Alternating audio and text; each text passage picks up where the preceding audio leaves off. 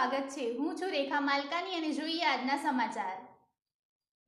અરવલ્લી મોડાસાની એક જાણીતી સહકારી બેંક લિમિટેડ સાથે છેતરપિંડી કરનાર મોડાસાના એક રહીશ ઉપર બેંકે તાબડતોડ કાર્યવાહી કરી મકાન બોજાની નીકળતી રકમ તાકીદે ભરપાઈ કરાવવામાં સફળતા મેળવી। મોડાસાના સહકારી બેંક પાસેથી મકાન મોર્ગેજ કરાવી લગભગ 6 વર્ષ અગાઉ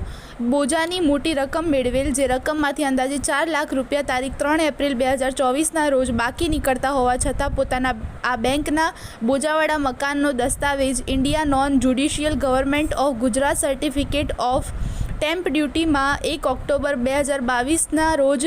સહકારી બેંકને અંધારામાં રાખી અન્ય વ્યક્તિના નામે આ દસ્તાવેજ કરી આપેલ, જેની જાણ બોજા સહિત સહકારી બેંકને પણ કરેલ નહીં। થોડાક સમય પહેલાં આ બાબતની જાણ સહકારી બેંકને થતાં આ બેંકના વિદ્વાન કાયદાના નિષ્ણાંત એવા ચીફ ઓફિસર,